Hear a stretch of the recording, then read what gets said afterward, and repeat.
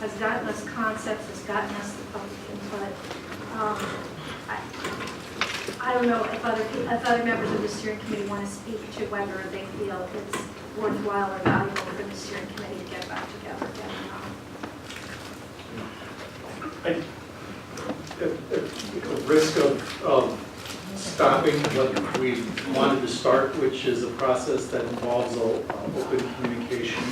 I don't know from a posting standpoint. I mean, our legally presentations to, it says presentation and discussion. We can still do it. Okay. I don't see any sweat coming off our village attorney. Okay. No. You know, as I said, in terms of going back to the steering committee, it was to get closure, if you will, on this report issue. To make sure that the voices of the steering committee that have got opinions on the draft report. You know, I think, Teresa, if you want to speak for the steering committee, I'll try to speak for the co-chairs that aren't here. How much do they want to get together? Yeah, I think proper closure for the steering committee, we think we're done. We just need to make that report get published in what looked like we just presented to you, and not potentially be interpreted differently. And we established a committee that can happen. So it'll be a little bit of dragging teeth, to pull teeth, to drag it back in the room and say, okay, let's just get this right, and then agree on it. I think that's the closure that we need. Head nods? Yeah? But the steering committee does feel they're done. They're ready to go back to their citizen lives. Because I mean, I'm confident that if that step doesn't happen, I think we'll still get a process and an outcome that will be reflected of those priorities. I'm confident about that because I think that we're all committed to it. But I don't want to cut off anything that you won't feel like you want to do. Because we do have the only reason why we put it on the agenda for this meeting and next meeting was to have the chance to go out for bid on engineering and then be able to construct in 2018, which is what we've been working for. If we feel like it could be 2019, that's fine, but we just need to be clear about what that means and be clear about why we're pushing it off. You know, is it a really good reason, or are we just sort of hung up? You know, that somebody needs to decide. We've got enough. Okay. I'm going to suggest closure on the topic right now. Thank you very much, Steve. Thank you. And Eric and Rose. I need one. Go ahead. Jennifer Cooley is 4331 North Alpine Avenue. Anyway, since the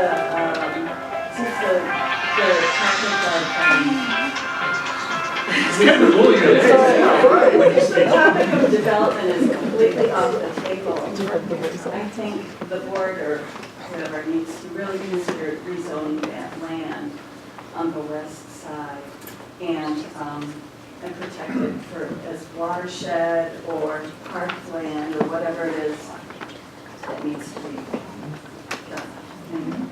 Good point. As a matter of practical purpose, I mean, it's how is if we create new land, if we take land on the west side that is currently paved, and by shrinking the road it becomes unpaved, well, how does that work legally in terms of zoning? But it's without any change. How would that be zoned? I think we need to change the right of way and then it'll probably be zoned whatever the adjacent land is. Isn't it P1 now? I think it's P3 now, isn't it? The land is nothing, there's no zoning on the west side, it's right of way. No, it's right of way. It would have to be broken out as a separate parcel and then zoning designated for the parcel.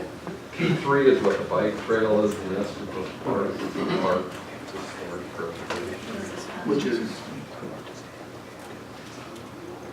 county property. Bike trail. The bike trail. Is there anything stronger than a P3, like a conservation easement or More binding. Not from its own. No, because any issue where it is Well, and I think conservation, didn't we kind of talk about this, and that you couldn't even like mow it, and that could create other issues that are undesirable for the area? I think there are some conservation zones that you can mow in.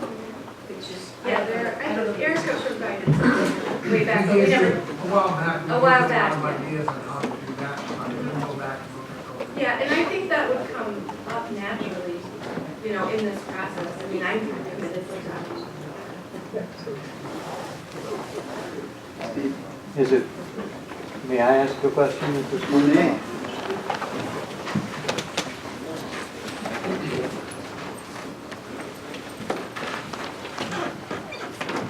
Steve Sturridge, live at 4480 North Ardmore on the west side of Shorewood.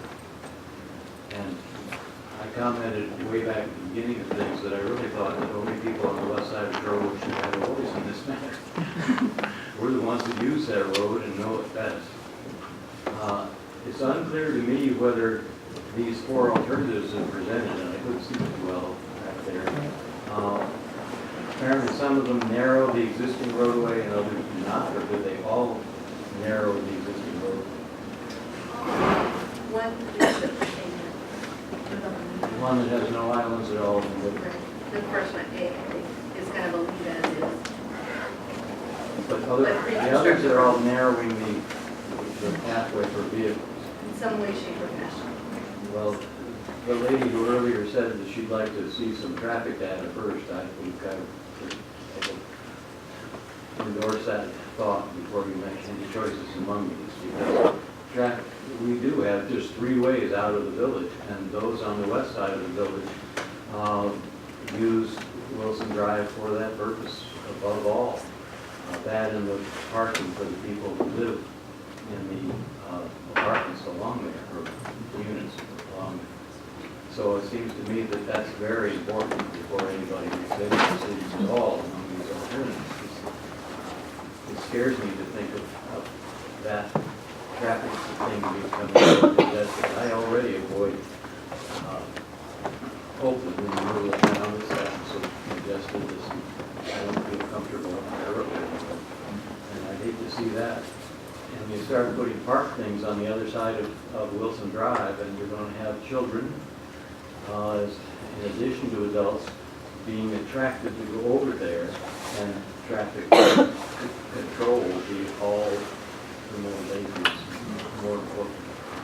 So the idea of having little islands along the center of the road at the intersections was a place to have a little jumper starting with the other half of the venture across the road. Sounds like a great idea, but it's only done at the cost of very restricting the width of the roadway, then it's going to be a real problem, it seems to me. Right now, the traffic moves smoothly because if anybody's making a turn, they can be bypassed by the traffic coming behind them. So there's no slowing up of traffic for people to turn to the side, to the east-west street that they have to use to get to where they're going in their home, in their residences. That will be slowed down. You'll have people backed up all the way up to Hampton. If there's no way to get around cars that are turning off of Wilson Drive from the south, you just have to be backed all the way up in the rush hours, and they're backed up in the other direction in the morning. So I really hope you get that data and consider carefully before you make any decisions among these food alternatives. Thank you.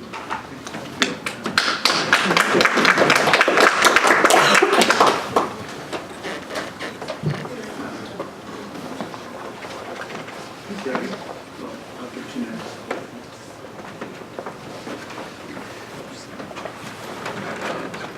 I'm Karen Sears, 41 North Delmer Avenue, and I would like to second that statement by the gentleman that once this is done, you can't really undo it. And there are the 3 corridors. I find myself taking streets I never took before when I go down Oakland Avenue because I need to avoid it. And so I use Wilson, even though I don't live in that particular area. But I think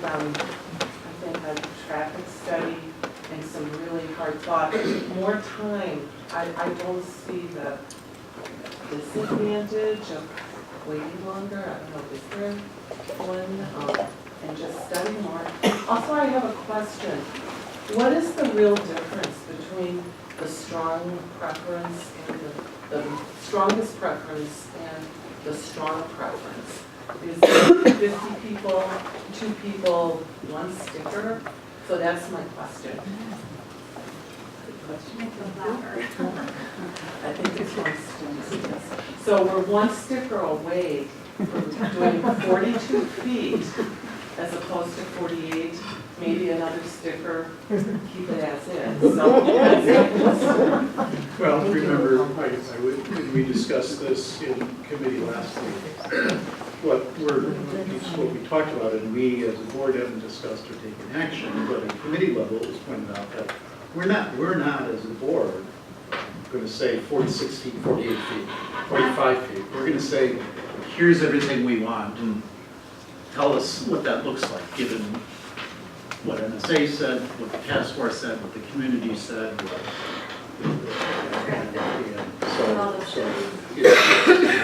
it's not a sticker making a difference. It's going to be the information based on analytics, based on the work that the task force did, based on community input.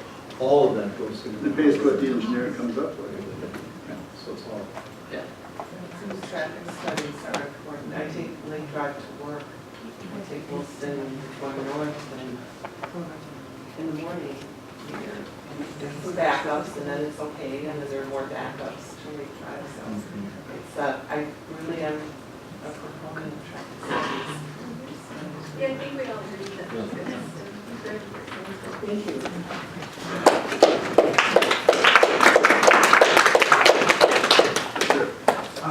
We were talking Give your earlier. name and address. Can you come to the mic so we can shoot our recording? Make the walk. Peter Sheehan, I live at 4415 North Ardmore. We talked earlier a little bit about the costs of some of the things, and the environmental area was mentioned. We don't know the cost, but there is some good news on that, because as we look at the green space along Wilson Drive, there's grasses, is one part of it. There are the very large trees with grasses, which are really a major part of that area, both for the environment, pulling out water and shading, and it's just a beautiful area to go through. We're not going to change those things. We may add more grassy areas. And then we have the wildlife habitat, which is part of a flyway, which is used by 110 different birds. And basically, if we create more green space, yes, we're going to have to pay for the grasses and mowing and that sort of thing. The trees are going to stay in place. We already have a process of adding to those large shade trees. And the thicket itself, which shades the bike path and provides the habitat, takes care of itself. It's been there for 40 years with no help.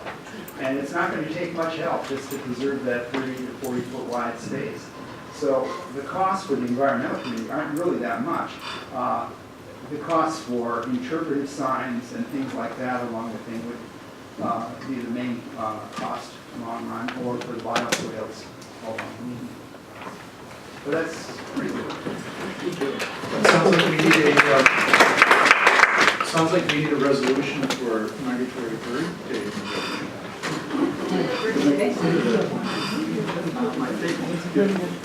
Somebody over here.